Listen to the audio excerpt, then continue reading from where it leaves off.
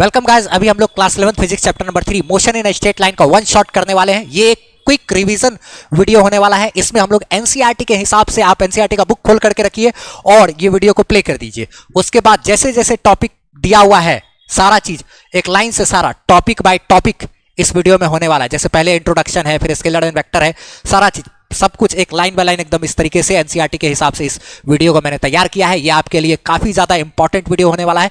इसको देखने के बाद आप चाहेंगे तो इस चैप्टर का ऑब्जेक्टिव क्वेश्चंस वगैरह से उस सबको भी बना सकते हैं, जिसका लिंक मैंने डिस्क्रिप्शन में कमेंट में दे दिया है। Class 11 physics chapter number 3 MCQ by M Anwar search कीजिएगा तो आपको वो वीडियो भी सामने आ जाएगा। तो चलिए वीडियो को स्टार्ट करते हैं। इसका PDF नोट चाहिए तो आप हमारे वेबसाइट www.physicsbyamanvar.com उसको विजिट कीजिए। चैनल के होम पेज पे सारा वीडियो लेक्चर वगैरह सब कुछ डला हुआ है, हर चैप्टर वगैरह का, इंग्लिश मीडियम, हिंदी मीडियम, सबके लिए।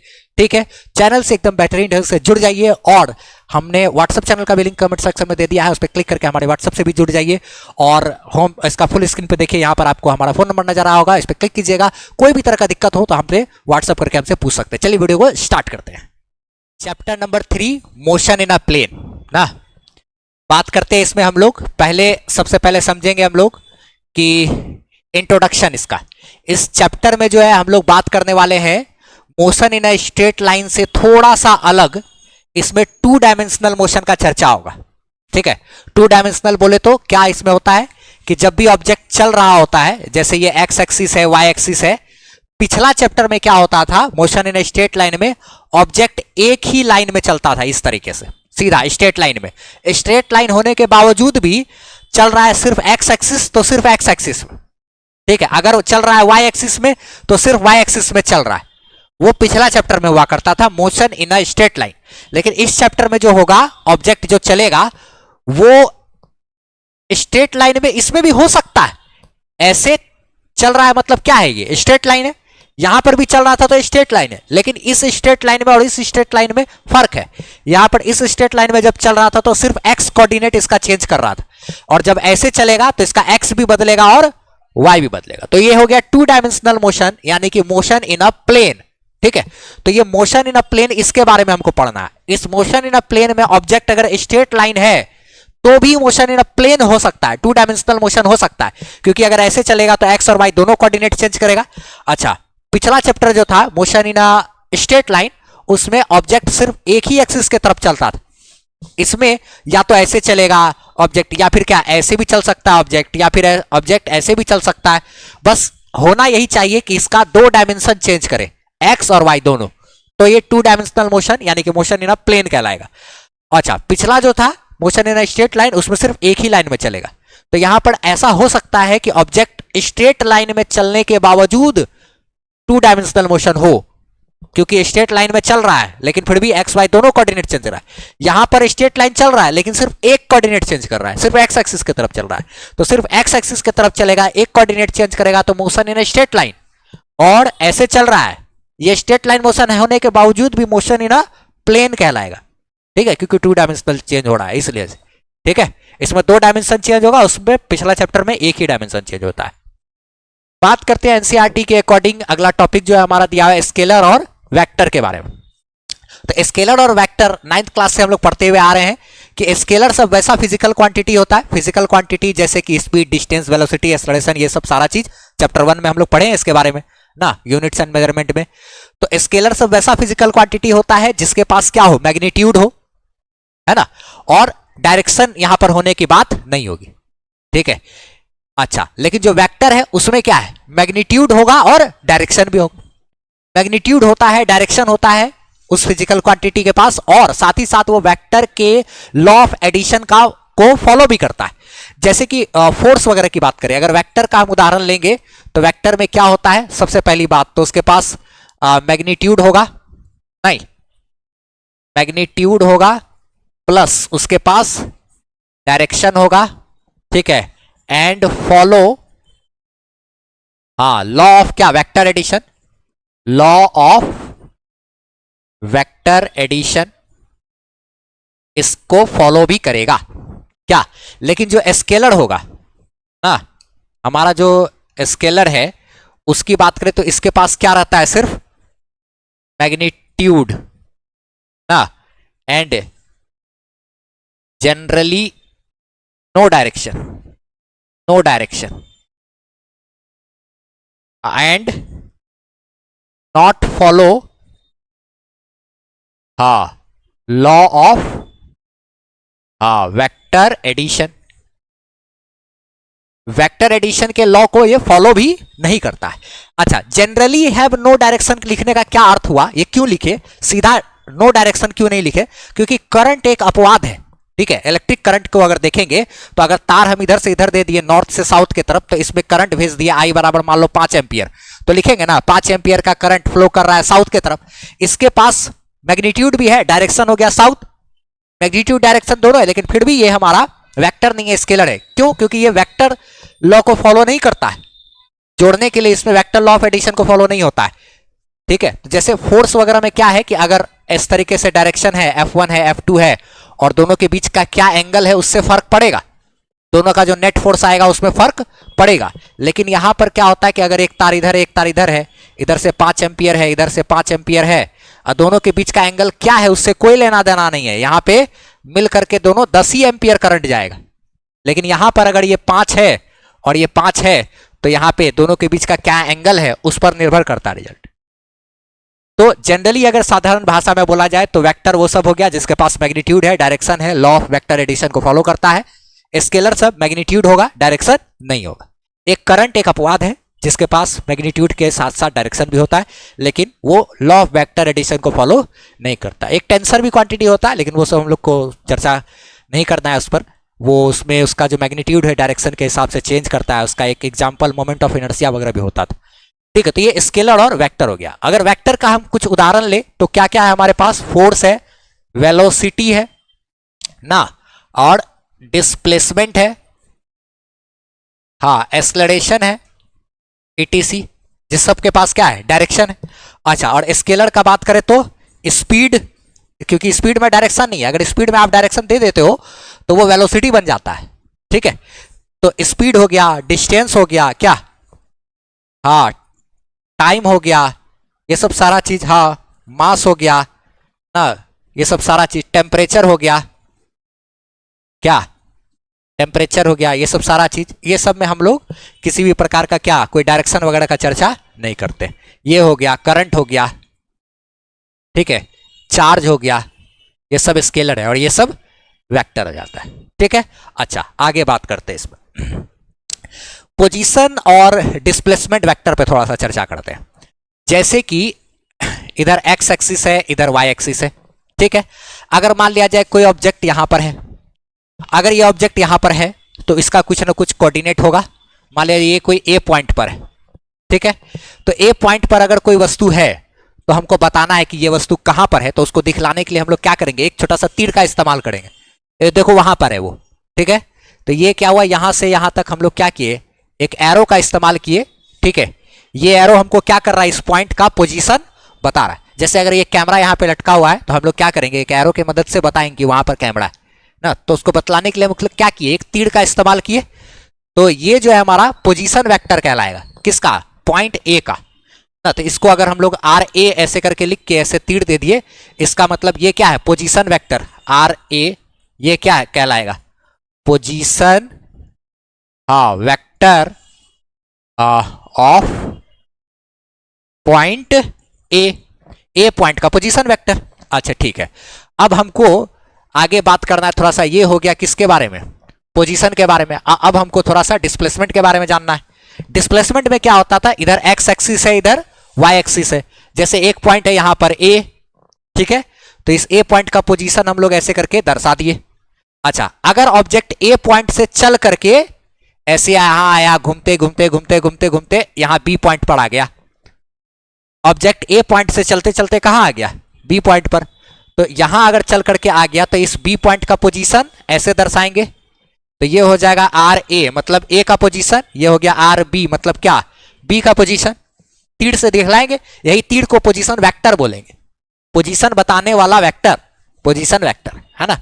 अच्छा, ए से कहां चल के आए, बी पे, तो ये तो हमारा डिस्टेंस है, ये हमारा जो है ये क्या है भैया, डिस्टेंस। इसके बारे में हमने चैप्टर 2 में पढ़ लिया है ना।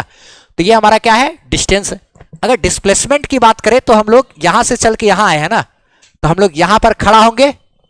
देखो जैसे मान लिया जाए अगर हम यहां ए पॉइंट पे हैं, फिर घूमे फिरे इधर उधर आए और बी पॉइंट पे चले आए, तो हम बताएंगे कि हमारा जो डिस्प्लेसमेंट है उसको दर्शाने के लिए कैसे दर्शाएंगे। सीधा हम लोग यहां से एक काम कर सकते हैं इसमें, मान लिया जाए ये ऐसे लिए, यहां से ऐसे करके खड़ा होकर सीधा ऐसे दर्शा दिए कि इधर हमारा क्या है, डिस्प्लेसमेंट। डिस्प्लेसमेंट जैसे कि कभी कभी ऐसा महसूस करते होगे कि जैसे हम लोग यहाँ पर है, पूर्णिया में यहाँ पे स्थित है, ठीक है, और अगर हम लोग यहाँ से ट्रेन से जा रहे हैं दिल्ली, तो ट्रेन क्या होगा, इधर उधर घूमते घूमते घूमते घूमते तब वहां पहुंचाएगा, है ना, दिल्ली तक गया, अच्छा ठीक है। लेकिन अगर हम लोग अगर ऐसे दर्शाना चाहें कि दिल्ली किधर है, अगर एरोप्लेन वाला जो डिस्टेंस होगा, जो सीधा यहाँ से अगर एरोप्लेन पूर्णिया से अगर निकला सीधा अगर गया उधर है अगर दिल्ली, तो वो जो बताए हम लोग वो मेरा क्या बताएगा, डिस्प्लेसमेंट। पूर्णिया से सीधा दिल्ली वाला एक स्ट्रेट लाइन है ना, तो ये हमारा क्या है, डिस्प्लेसमेंट बता रहा है, ये हमारा डिस्प्लेसमेंट वेक्टर कहलाएगा, ये हमारा क्या कहलाएगा, डिस्प्लेसमेंट वेक्टर जो है वो क्या होगा, ए बी। ए बी, इसी ए बी को क्या कहेंगे, डिस्प्लेसमेंट वेक्टर। डिस्प्लेसमेंट वेक्टर, अच्छा इसी को लोग डेल्टा आर ए बी भी कहता है लोग ना, ऐसे भी लोग लिख देता है, ऐसे भी करते हैं, चेंज इन पोजीशन को ही डिस्प्लेसमेंट कहते हैं। तो ये पोजीशन और डिस्प्लेसमेंट वेक्टर के बारे में हमको आगे चल करके भी एक टॉपिक है, जब हम लोग वेक्टर के बारे में थोड़ा सा अच्छे से कर लेंगे तो आगे भी चल करके डिस्प्लेसमेंट वेक्टर और पोजीशन वेक्टर वापस से एक बार आता है, ठीक है, फिर वहीं से वेलोसिटी वेक्टर, फिर एक्सेलरेशन वेक्टर, वो भी चीज है। तो यही चीज को सेम एक बार और एनसीईआरटी में पढ़ाया गया, तो वहां पर और एक चीज इसके बारे में डिटेल जानेंगे। चलो इसमें आगे बढ़ते हैं हम लोग। आगे हम लोग को जाना है थोड़ा सा equality of vector. Equality of vector कहने का मतलब ये हुआ, जैसे मान लिया जाए एक वेक्टर है ये ए, वेक्टर हो गया ये, अच्छा, और एक वेक्टर है और ये हो गया बी, ठीक है, ये दोनों वेक्टर में तीर का लंबाई बराबर है और दिशा भी सेम है, तो कहेंगे कि दोनों वेक्टर आपस में क्या है, बराबर है। वेक्टर ए बराबर है यहां पे क्या, वेक्टर बी के, वेक्टर ए बराबर बी, क्योंकि दोनों का मान अगर बराबर है और दिशा बराबर है तो कहेंगे दोनों वेक्टर आपस में क्या है, बराबर है। अगर ऐसा हो, एक वेक्टर दिया हुआ है ए और एक वेक्टर दिया हुआ है ऐसे करके, मान लिया जाए यहां पे दे दे वेक्टर सी और यहां पे दे दे वेक्टर डी, दोनों का मैग्नीट्यूड बराबर है, वेक्टर सी का मॉड मतलब वेक्टर सी का मान और वेक्टर डी का मान बराबर है, मान बराबर है, लेकिन दोनों वेक्टर आपस में बराबर नहीं है। क्यों? क्योंकि दोनों का दिशा अलग अलग है, due to different direction, due to different direction क्या, vector C is not equal to vector D, क्या अलग अलग डायरेक्शन होने के कारण ये दोनों वेक्टर आपस में बराबर नहीं है ना, दोनों का मैग्नीट्यूड बराबर है, both have same magnitude, both have same magnitude, it means ऐसे जो लिख दिया है ना, इसका मतलब हुआ कि दोनों के पास सेम मैग्नीट्यूड है, बट दोनों का डायरेक्शन अलग अलग होने के कारण दोनों वेक्टर आपस में बराबर नहीं कहलाएगा, क्योंकि बराबर होने के लिए मैग्नीट्यूड बराबर होने के साथ साथ डायरेक्शन भी बराबर होना चाहिए। यहां पर दोनों वेक्टर अगर बराबर है तो डेफिनेटली इसका मतलब यह हुआ कि दोनों का मैग्नीट्यूड भी आपस में बराबर है। यहां पे मैग्नीट्यूड बराबर रखे लेकिन अलग अलग डायरेक्शन होने के कारण वो लोग बराबर नहीं हुआ, ठीक है।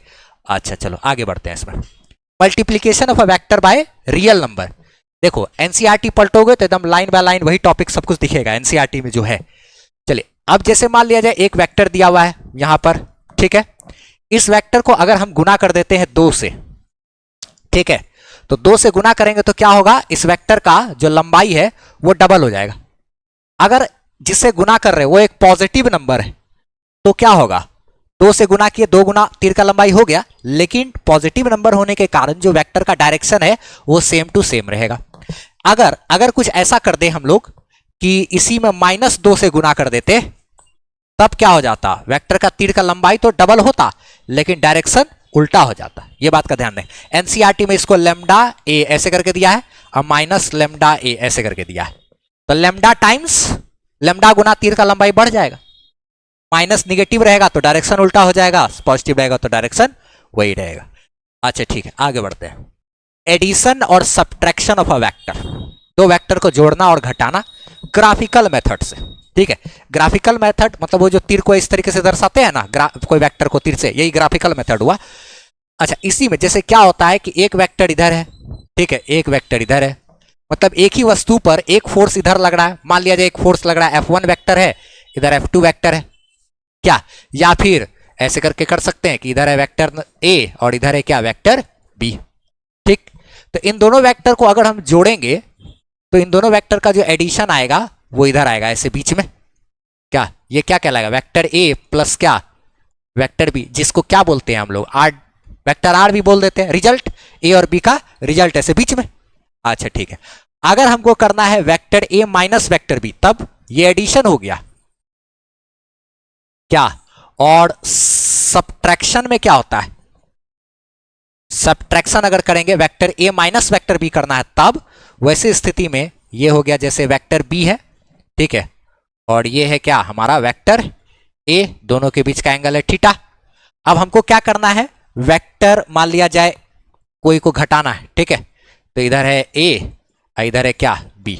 हमको करना है क्या, इसमें vector A minus vector B करना है, और जो रिजल्ट आएगा उसको R डैश से डिनोट कर दिए, R डैश से डिनोट कर दिए दोनों को घटा करके।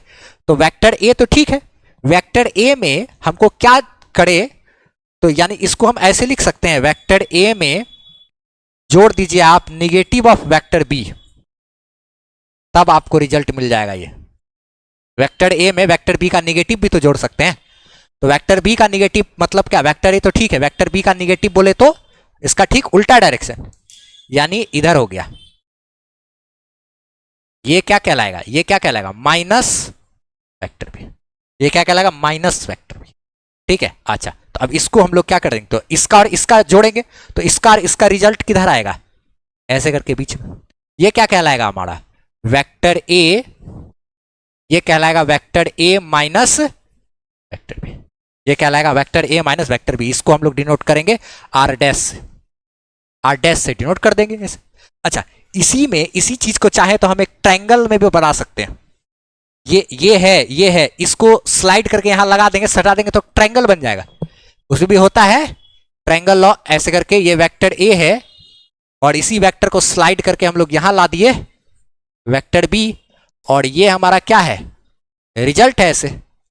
ये वेक्टर R है, ये वेक्टर R बराबर क्या है, vector A plus vector B, vector A plus क्या, वेक्टर B। तो ये वेक्टर A प्लस B बराबर रिजल्ट उसका, ऐसा होता था ना, ट्रायंगल ऑफ एडिशन पढ़े थे हम लोग। अगर यहां पर ऐड करेंगे तब, इसको ऐड करेंगे तब क्या होगा, देखो तो इसमें कैसे बनेगा हमारा, इधर होगा क्या वेक्टर A, अच्छा ठीक है, और इधर क्या हो जाएगा माइनस वेक्टर B ना, इधर ये हमारा क्या है, ये वेक्टर B का ये क्या है नेगेटिव, और ये ऐसे है ना, ये हमारा क्या है R डैश, और ये R डैश बराबर क्या है वेक्टर A माइनस,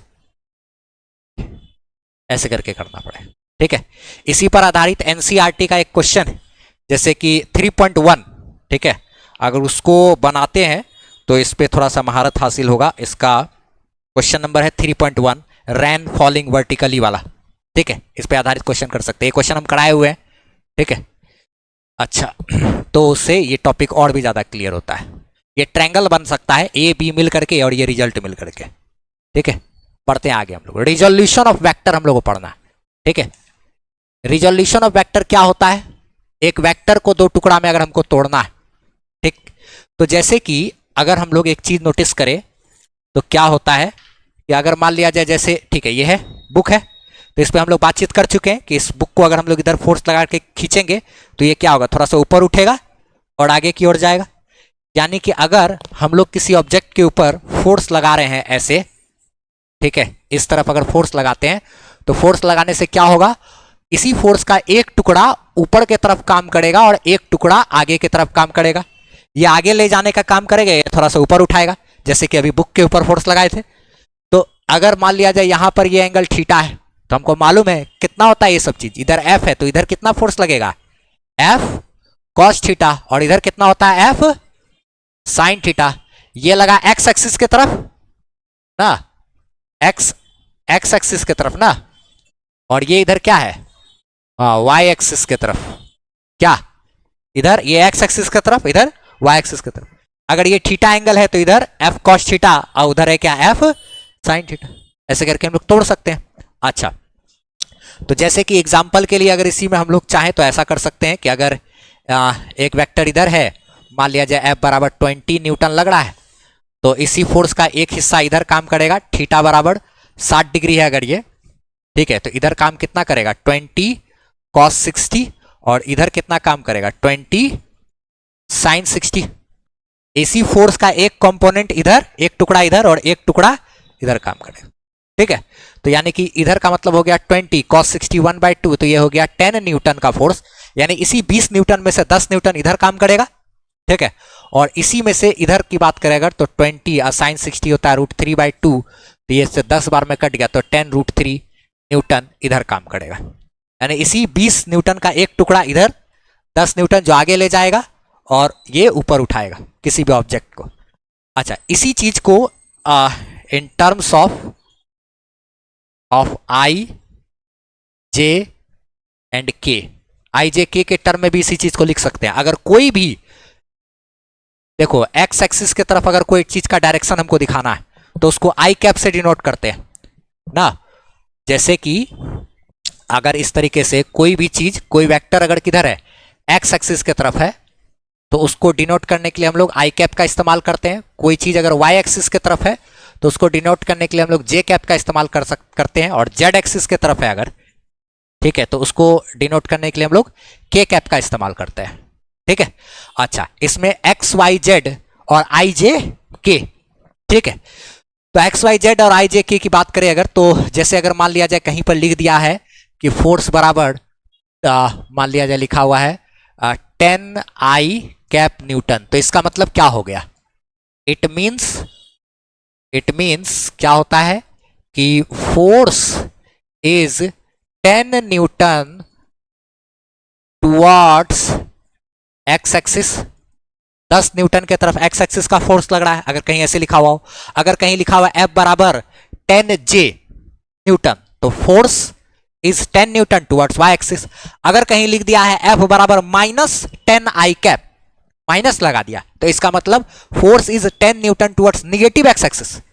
माइनस लगा हुआ है तो इसका मतलब निगेटिव एक्स एक्सिस ना, माइनस अगर जे है तो निगेटिव वाई एक्सिस, -10 के है न्यूटन तो निगेटिव जेड एक्सिस की तरफ, ये सबका अर्थ हो जाता है, ठीक है। तो इसी में अगर हमको मान लिया जाए यहां पर कोई वेक्टर है, जैसे एफ बराबर था अभी 20 न्यूटन और ये एंगल था 60 डिग्री, इसको तोड़े तो इधर आया 10 न्यूटन और इधर आया 10 √3 न्यूटन, इस तरीके से आया। अभी जस्ट किए हम लोग ना, इसको तोड़े तो इधर आया 10 न्यूटन, इधर आया क्या 10 √3 न्यूटन वाई एक्सिस में। अच्छा ठीक है, तो इसको हम लोग अगर चाहे तो ऐसे लिख सकते हैं कि जो एफ है हमारा, जो कि 20 न्यूटन है, वही टुकड़ा में इधर टूटा 10 आई कैप प्लस क्या 10 √3 जे कैप, ऐसे करके इसको हम लोग लिख सकते हैं। मतलब कि जो फोर्स है हमारा, उसको जब तोड़ेंगे तो एक टुकड़ा उसका 10 न्यूटन का एक्स एक्सिस की तरफ काम करेगा और 10 √3 न्यूटन का वाई एक्सिस की तरफ काम करेगा, ठीक है। इसको चाहे तो हम लोग ऐसे करके लिख सकते हैं। अगर हम इसी चीज से वापस इसको कैलकुलेट करना चाहें तो वो भी कैलकुलेट कर सकते हैं। अगर हम चाहते हैं कि इस फोर्स का मान पता करें तो इस टर्म में अगर कभी लिखा रहे तो उसको कैसे पता करते हैं, रूट अंडर इसका कोफिशिएंट का स्क्वायर प्लस इसका कोफिशिएंट का स्क्वायर ना, यानी कि 10 का स्क्वायर प्लस 10 √3 का स्क्वायर करेंगे तो हमको वापस से ये आ जाएगा। तो कभी भी वेक्टर अगर आई जे के फॉर्मेट में अगर के भी होता तो इसका स्क्वायर प्लस के जो कोफिशिएंट है उसका स्क्वायर, उसका रूट करते जोड़ते तो हमको सारा फिर ये रिजल्ट आ जाएगा। तो ये 10 का स्क्वायर कितना हो गया 100 प्लस 10 का स्क्वायर 100 और √3 का स्क्वायर हो जाएगा 3 इंटू 100 300 ना, ये 10 का स्क्वायर 100 और √3 का स्क्वायर 3, तो 3 गुना 100 बराबर 300, क्या ये हो गया 400, 400 का √20, क्या वापस आया ना।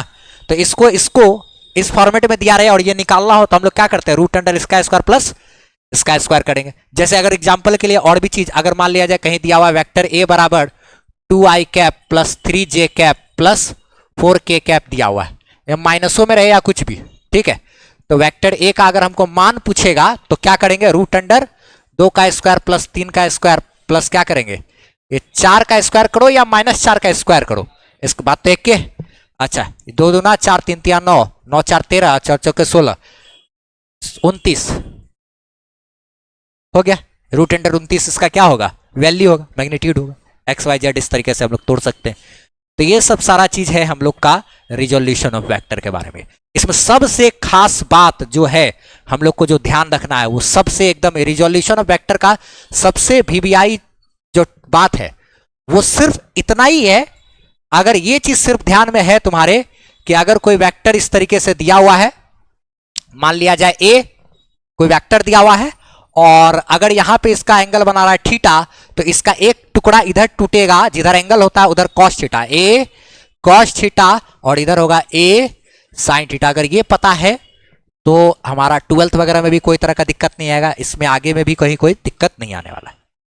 अच्छा, अभी इसी में आगे और बात करें, अगर जैसे अगर इसी में इस तरीके से कर देता, ऐसे करके रहता, ये रहता वेक्टर बी, ये एक्स है और इधर क्या है, वाई एक्सिस है। अगर ये थीटा रहेगा तो क्या करेंगे, इसका इधर कंपोनेंट तोड़ेंगे, तो इधर कंपोनेंट कितना हो जाएगा, बी कॉस थीटा, और इधर तोड़ देंगे कितना, बी साइन थीटा, क्योंकि जिधर एंगल होता है उधर कॉस थीटा लेते हैं, ठीक है। ये सब बात ध्यान रखना, यही हमारा काम का चीज है। अगला हम लोग बात करते हैं वेक्टर एडिशन का, इसका एनालिटिकल मेथड क्या है, ठीक है। तो वेक्टर एडिशन का अगर बात करेंगे हम लोग, तो देखो वेक्टर एडिशन में क्या होता है।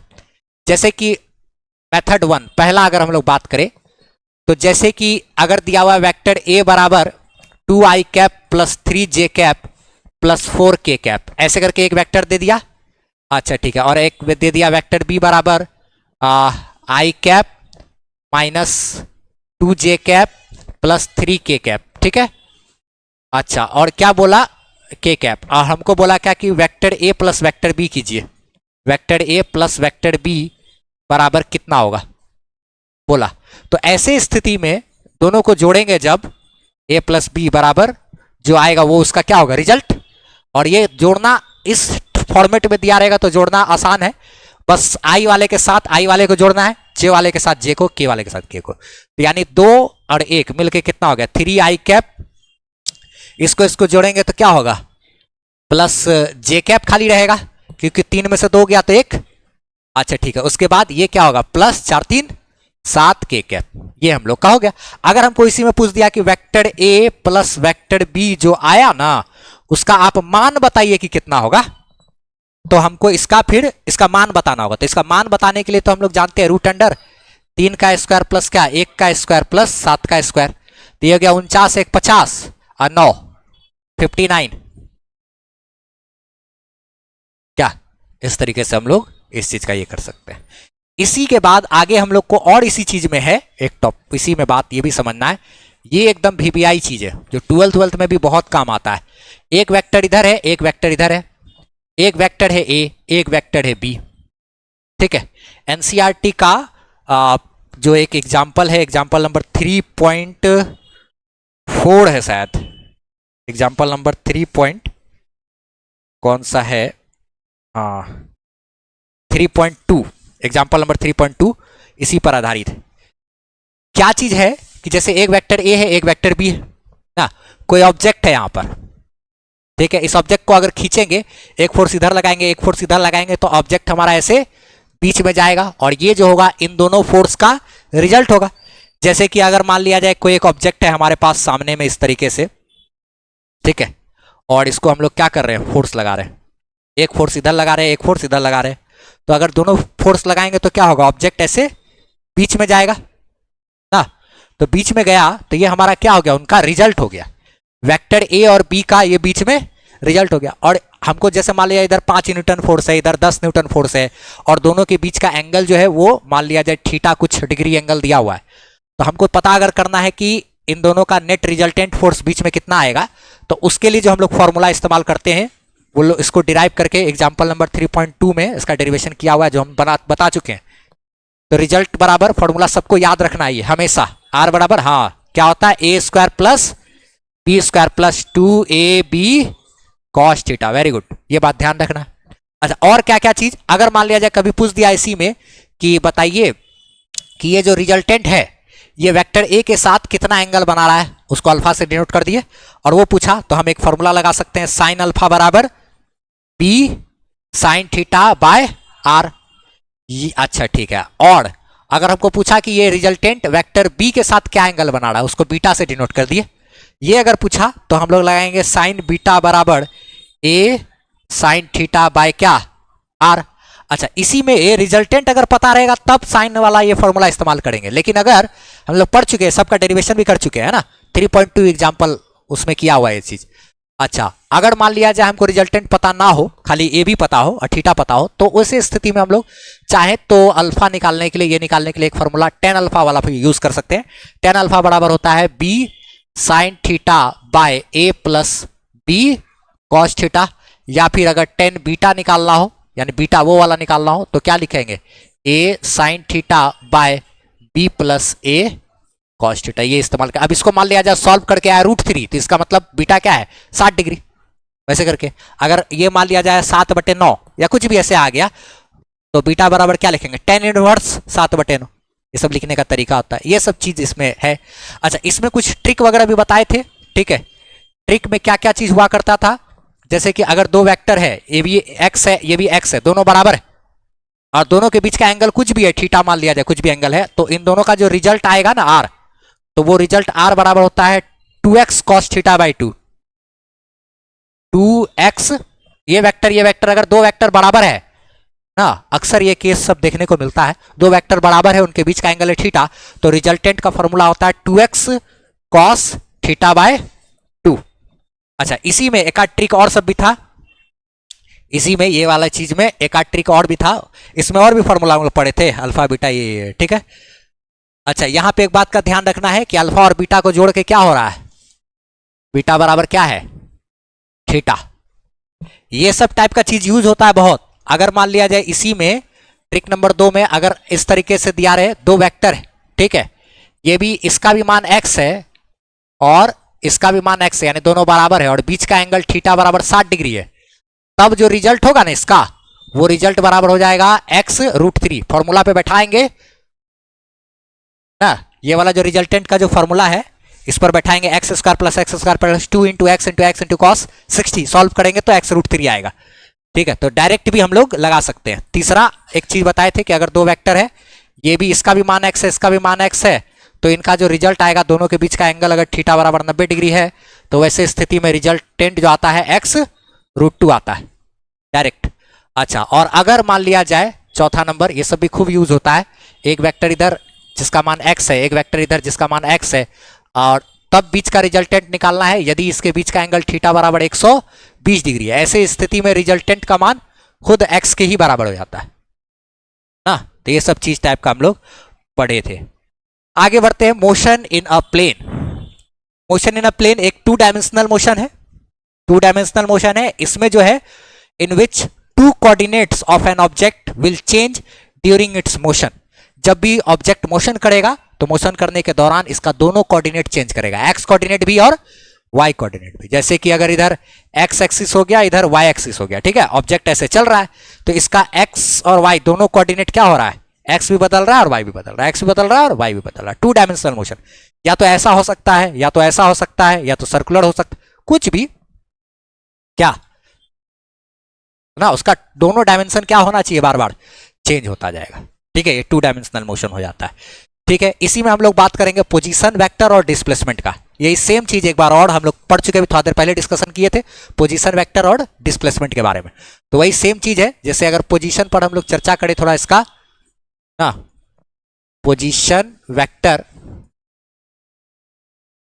तो पोजीशन वेक्टर इधर x है y है, ये एक पॉइंट है A, इस पॉइंट का इसको ऐसे दिखला देंगे तो आर ए हमारा क्या है, इस पॉइंट का पोजीशन वेक्टर हो गया, है कि नहीं, पोजीशन बताने वाला। अच्छा, इसी में अगर हमको डिस्प्लेसमेंट की बात करेंगे,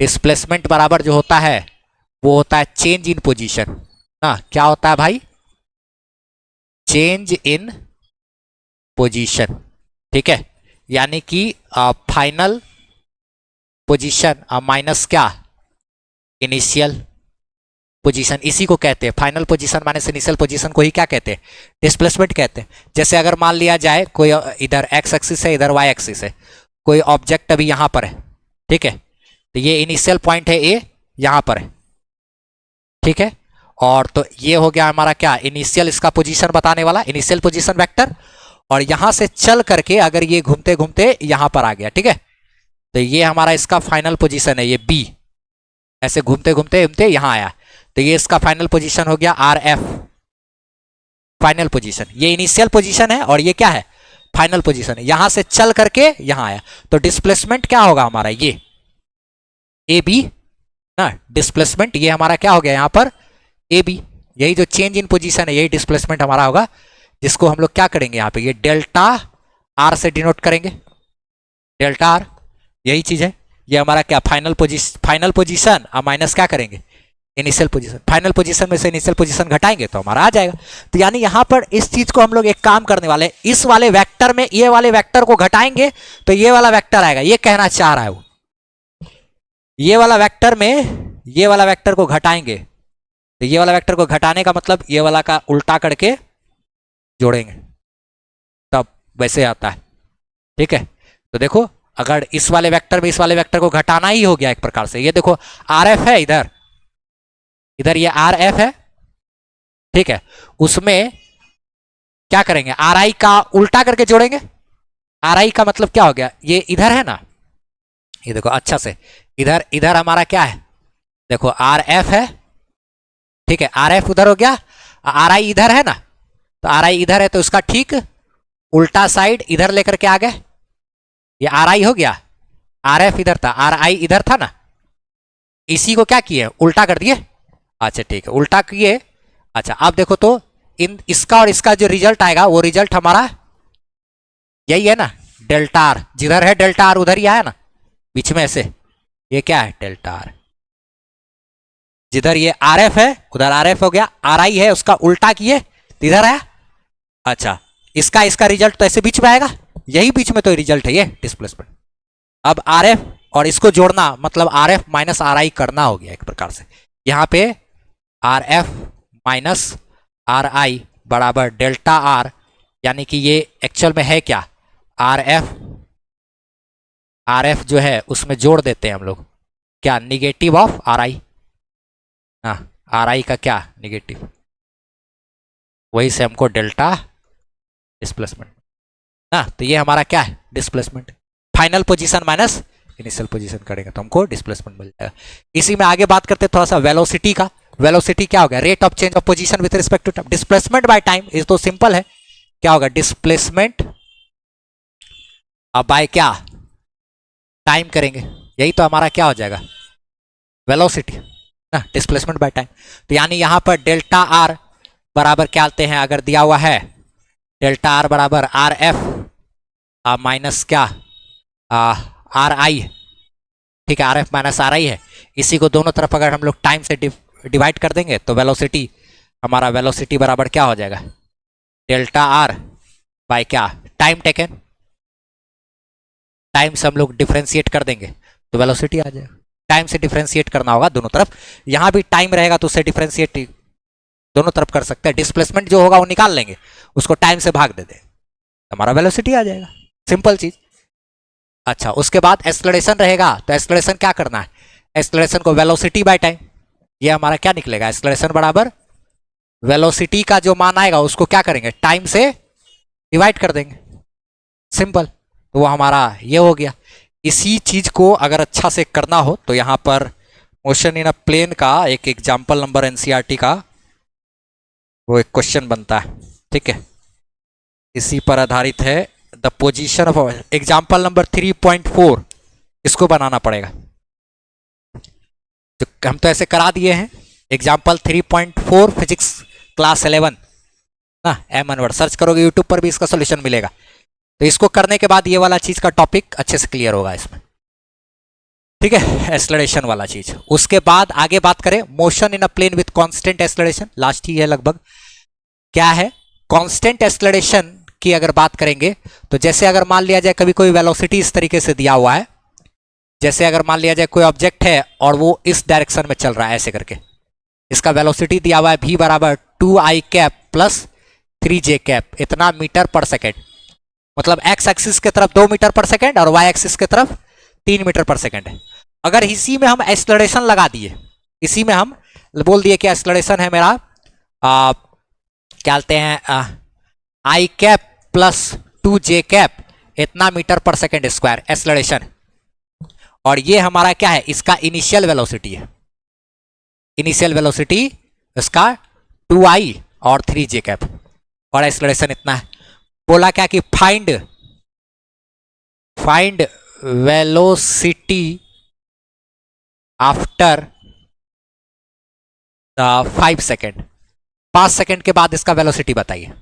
ठीक है, तो ये जो एक्सलरेशन का जो x कंपोनेंट है वो वेलोसिटी का x कंपोनेंट को चेंज करेगा, और एक्सलरेशन का जो y कंपोनेंट है वो वेलोसिटी के y कंपोनेंट को चेंज करेगा।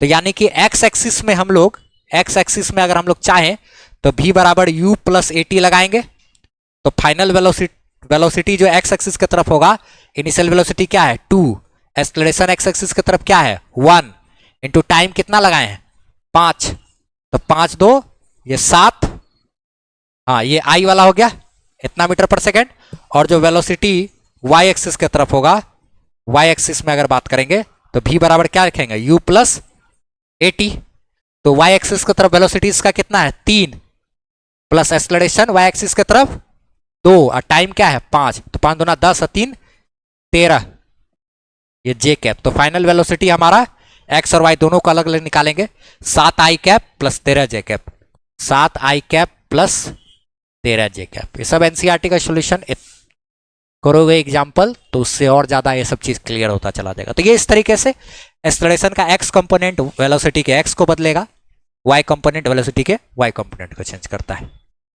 अच्छा, एक्सलरेशन का x कंपोनेंट y को छेड़ नहीं सकता ना इधर का उधर, ठीक है। अच्छा, प्रोजेक्टाइल मोशन में हम लोग समझते हैं कोई भी मिसाइल वगैरह ये सब चीज का मोशन हुआ ना, इधर x एक्सिस है इधर y एक्सिस है, क्या ऑब्जेक्ट को ऐसे फेंकेंगे u वेलोसिटी से थीटा एंगल पर, तो क्या होगा ऐसे करके जाके यहाँ करेगा, 2 डायमेंशनल मोशन है क्योंकि इसमें x और y दोनों कोऑर्डिनेट चेंज करेगा। जैसे ऊपर उठ रहा है तो आगे जा रहा है, तो x ऊपर उठ रहा है तो y दोनों कोऑर्डिनेट चेंज करता है, और हमेशा नीचे की तरफ एक एक्सलरेशन काम करेगा, acceleration due to gravity, acceleration due to gravity नीचे की तरफ हमेशा काम करता है। तो जब भी ऑब्जेक्ट ऐसे चल के यहां तक आता है तो वैसे स्थिति में यहाँ पे क्या क्या चीज होता है उन सब चीजों पे बात करेंगे हम लोग। टाइम ऑफ फ्लाइट ये सब सारा चीज होता है ना, कितना समय तक हवा में रहेगा, कितना दूर जाएगा, कितना मैक्सिमम हाइट होगा, मैक्सिमम हाइट पर क्या वेलोसिटी, सारा चीज होता है, इस पे हम लोग बातचीत किए।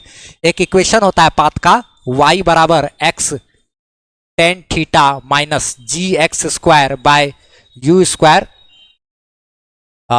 कॉस स्क्वायर थीटा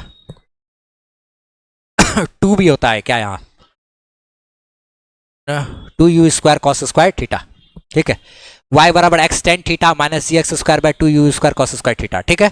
अच्छा चलो, तो ये हमको x और y के बीच का रिलेशन बताता है। जैसे मान लिया जाए अगर कोई प्रोजेक्टाइल x है और y है, ऐसे करके फेंके और जा करके यहाँ गिरा, तो अगर हमको ये पता हो कि हम जो फेंके हैं वो किस वेलोसिटी से फेंके हैं, वो हमको मालूम हो, और वो यहाँ डाल दे, कितना एंगल पर फेंके हैं ये हमको मालूम हो, वो यहाँ डाल दे, दोनों जगह g का मान तो पता ही रहता है उसको डाल दे, तो हम अगर यहाँ पर फॉर्मूला में x अगर लगाते हैं, यानी कि अगर जहां से फेंके वहां से अगर हम कितना दूरी पर का बात करेंगे, अगर ये दूरी को पुट करेंगे इसमें, तो हमको पता चल जाएगा कि उस वक्त जमीन से ये कितनी ऊंचाई पर है, यानी y निकल जाएगा। हाइट पता करना है तो खाली डिस्टेंस डालते जाएंगे, यहाँ अभी इतना डिस्टेंस पर क्या हाइट होगा, इतना डिस्टेंस जब गया तब कितना हाइट होगा, तो उसका एक ये रिलेशन होता है। इस पर क्वेश्चन जो है जेई मेंस वगैरह में अक्सर इसको टच करता है, बाकी और तो नहीं देखे कहीं पर, ठीक है। आगे बात करते हैं टाइम ऑफ मैक्सिमम हाइट। जब भी किसी ऑब्जेक्ट को ऐसे प्रोजेक्टाइल को फेंकते हैं ऐसे करके जब यहां जाता है, तब हम लोग सारा चीज पढ़े हैं इसमें कि टोटल टाइम ऑफ फ्लाइट जो लगेगा ना, हाँ टोटल टाइम ऑफ जो फ्लाइट होगा वो कितना होता है 2u साइन थीटा बाय जी, क्या u वेलोसिटी से फेंक दिए हैं थीटा एंगल पर, तो टोटल टाइम जो इसका लगेगा ऊपर जाने में और प्लस क्या नीचे आने में, टोटल टाइम इतना है। और सिर्फ ऊपर जाने में ना ना हाँ, ओनली क्या है इसमें, क्या कहते हैं, इन एसेंट ना मोशन, यानी सिर्फ ऊपर जाने में अगर हम लोग को कितना समय लग रहा है, सिर्फ ऊपर जाने में यानी टॉप पॉइंट पर पहुंचने में, तो सिर्फ टॉप पॉइंट पर यहां तक पहुंचने में इस टोटल का आधा, आधा समय ऊपर जाने में, आधा समय नीचे आने में, यानी कि कितना ऊपर जाने में जो समय लगा सिर्फ वो लगा टाइम ऑफ एसेंट हमारा u sine theta by G, और नीचे आने में जो समय लगेगा वो भी क्या होगा, उतना ही होगा। क्या नीचे आने में जो समय लगेगा टाइम ऑफ डिसेंट वो भी क्या होगा, u sine theta by G. और तब दोनों को जोड़ देंगे तब ना मेरा total time of flight 2u sine theta by G, ऊपर जाके नीचे आने में क्या। अच्छा, इसी में आगे हम लोग बात करें जरा सा कि मैक्सिमम हाइट कितना होता है प्रोजेक्टाइल का। मैक्सिमम हाइट एक्स और वाई की बात करें तो मैक्सिमम हाइट का जो प्रोजेक्टाइल को ऐसे करके फेंकेंगे तो ये u वेलोसिटी से थीटा एंगल पर फेंकेंगे तो ये जो एच मैक्स होगा, ये एच मैक्स का मान कितना होता है, एच मैक्स का मान होता है you square sine square theta by 2g। u हो गया वेलोसिटी जिससे फेंके, थीटा जितना एंगल पे फेंके, g तो वही 9.8 है, ये मैक्सिमम हाइट निकलता है हमको, है ना। अच्छा, उसके बाद आगे बात करें हॉरिजॉन्टल रेंज इसका कितना होता है प्रोजेक्टाइल का, तो x और y दोनों है पे फेंके ऐसे तो यहां तक जाके गिरेगा, तो ये जो रेंज होगा ये हमारा u वेलोसिटी है, थीटा एंगल पर फेंके, तो ये जो रेंज होता है यहां से यहां तक की दूरी वो कितना होता है u square sine 2 theta by G, यानी अगर थीटा का मान 30 डिग्री है तो 30 गुना 2 यानी कि 60 यहां पे बैठाएंगे। रेंज मैक्सिमम होगा फॉर मैक्सिमम रेंज, हम लोग एक बात जानते हैं थीटा कितना होना चाहिए 45 डिग्री, 45 डिग्री एंगल पर रेंज हमारा मैक्सिमम होता है। एक बात और इस सब में थोड़ा सा और नोट डाउन करेंगे, क्या चीज, इफ रेंज बराबर एच मैक्स, रेंज और एच मैक्स बराबर है देन उस समय थीटा बराबर होगा tan इनवर्स 4 या फिर थीटा बराबर 76 डिग्री, लगभग 76 डिग्री, ये लगभग 76 डिग्री के बराबर होता है, या तो tan इनवर्स 4 बोलो या फिर लगभग 76 डिग्री, ये चीज है। उसके बाद लास्ट है हम लोग को यूनिफॉर्म सर्कुलर मोशन, लेकिन एक चीज छोटा सा इसमें एक आध बात और बताए थे हम, क्या क्या बताए थे इसमें कि अगर कोई ऑब्जेक्ट को थीटा और थीटा 1 और थीटा 2 एंगल पर फेंकते और दोनों एंगल का सम अगर 90 डिग्री है तो दोनों ही केस में स्पीड सेम है अगर, तो रेंज हमारा बराबर होगा, मैक्सिमम हाइट अलग अलग लेकिन रेंज बराबर होगा। इफ थीटा 1 प्लस थीटा 2 बराबर 90 डिग्री, ठीक है, तो हम लोग अगर फेंकेंगे थीटा 1 एंगल पर, u वेलोसिटी से थीटा 1 एंगल पर फेंके, या फिर क्या कहते हैं u वेलोसिटी से कितना एंगल पर फेंकेंगे, थीटा 2 एंगल पर फेंकेंगे, दोनों ही स्थिति में जो है रेंज r बराबर, रेंज जो होगा range will be same, range दोनों स्थिति में क्या होता है सेम, और दोनों स्थिति में मैक्सिमम हाइट मेरा h1 और h2 अलग अलग होता है, रेंज अलग अलग होता है। अगर थीटा 1 और थीटा 2 दोनों जोड़ के, जैसे कि मान लिया जाए 72 डिग्री एंगल पर फेंके और 18 डिग्री एंगल पर फेंके, रेंज सेम होगा क्योंकि दोनों को जोड़ के 90 हो रहा है इसीलिए। अच्छा, इस स्थिति में इस स्थिति में एक बात और है कि यहां पर एक रिलेशन होता है रेंज बराबर 4 रूट अंडर h1 h2, यानी कि दोनों बार मैक्सिमम हाइट अलग अलग लेकिन रेंज सेम है, तो रेंज बराबर 4 रूट अंडर h1 h2, ये रिलेशन होता है दोनों में, है ना।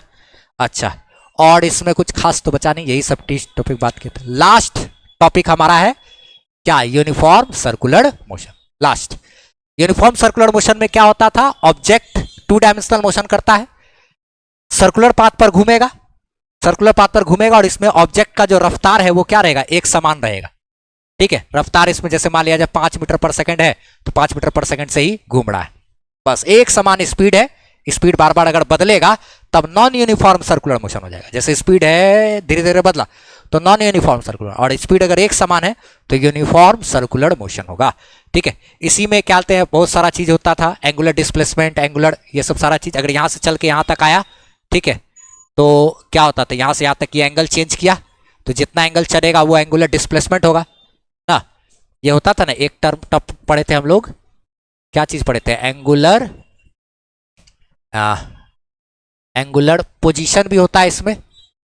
एंगुलर पोजीशन क्या होता था, थीटा, एंगुलर पोजीशन थीटा। दूसरा एंगुलर डिस्प्लेसमेंट, क्या, एंगुलर डिस्प्लेसमेंट की बात करें अगर तो डेल्टा थीटा बराबर final theta F minus theta I, theta F minus theta I. जैसे यहां, जैसे अभी अभी एंगल इतना है, यहां से चल के अगर यहां तक पहुंच गया,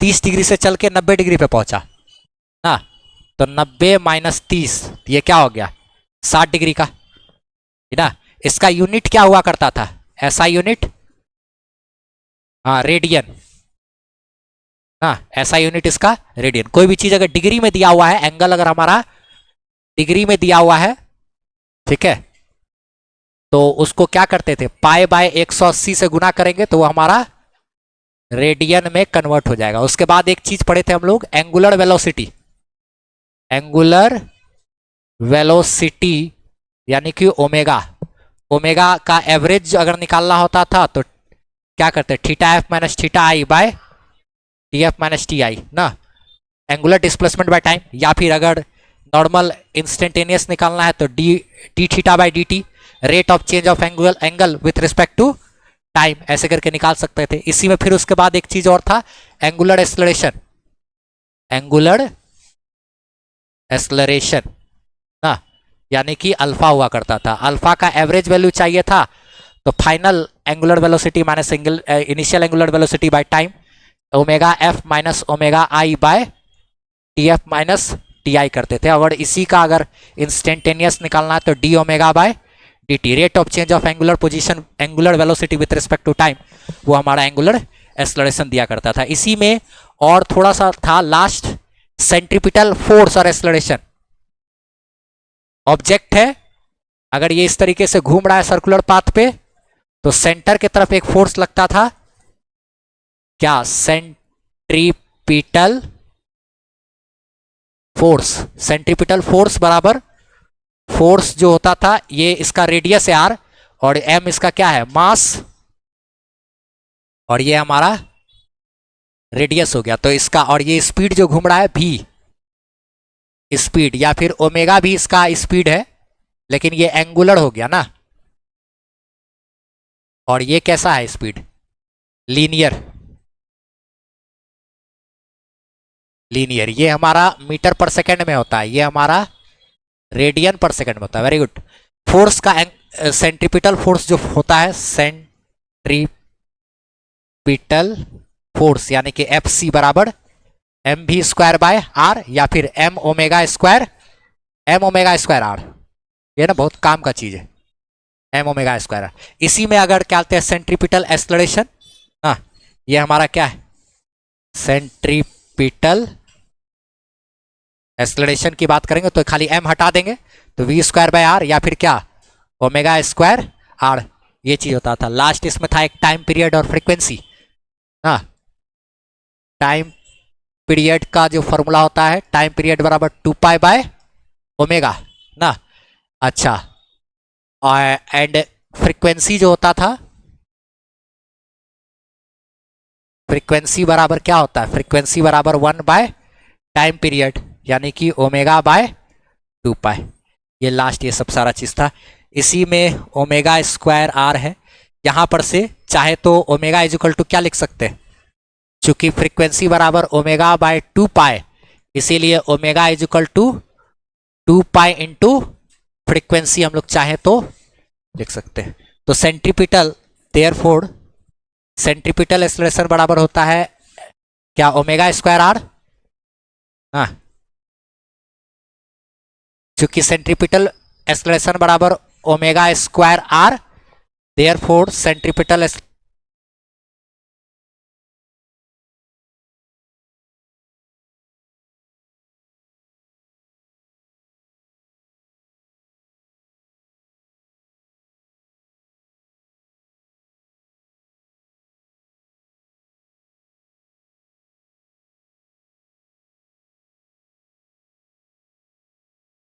तो इस प्रकार हमने class 11 physics chapter number 3 motion in a plane का कंप्लीट वन शॉट कर लिया है। आप इसका पीडीएफ नोट्स चाहते हैं तो आप हमारे वेबसाइट www.physicsbyamanwar.com उसको विजिट कीजिए और सारा वीडियो लेक्चर वगैरह सब कुछ सारा चीज आप देख सकते हैं। हमारे चैनल से एनसीईआरटी का सॉल्यूशन सब कुछ मिलेगा। आप हमारे चैनल का होम पेज को चैनल के नाम पर क्लिक कीजिए, होम पेज पे जाइए और होम पेज पे आपको क्लास 11th वगैरह सब कुछ, फिर 12th वगैरह सब कुछ, इंग्लिश मीडियम हिंदी मीडियम सब कुछ मिलेगा। ठीक है, तो चैनल का होम पेज देखिए, सब कुछ फ्री ऑफ कॉस्ट है। थ्योरी लेक्चर सब कुछ अच्छे से डला हुआ, वन शॉट डला हुआ है, सब कुछ डला हुआ है। आप हमारे वेबसाइट को विजिट कीजिए, वहां पर भी अच्छे तरीके से क्लास लेक्चर वगैरह अरेंज किया हुआ है। ठीक है, थ्योरी लेक्चर वगैरह के लिए, और साथ ही साथ पीडीएफ नोट्स फ्री में लीजिए और वन शॉट वगैरह लीजिए, फिर टेस्ट सीरीज वगैरह सब कुछ दे सकते हैं आप। सब कुछ के लिए हमारे चैनल से एकदम बेहतरीन ढंग से जुड़ जाइए। और हमने अपने व्हाट्सअप चैनल का लिंक भी कमेंट सेक्शन में दे दिया है, वहां से क्लिक करके आप हमारे व्हाट्सअप चैनल पर भी जुड़ जाइए ताकि हम बेहतरीन ढंग से हम लोग आपस में कनेक्ट हो सके। कोई भी हेल्प चाहिए होगा तो आप हमारे आप व्हाट्सअप भी कर सकते हैं। ठीक है, फुल स्क्रीन में वीडियो देखिएगा तो आपको यहाँ हमारा कॉन्टैक्ट नंबर भी दिख रहा होगा। चलिए फिर मिलते हैं हम लोग किसी अगले वीडियो में, तब तक के लिए बाय बाय, टेक केयर।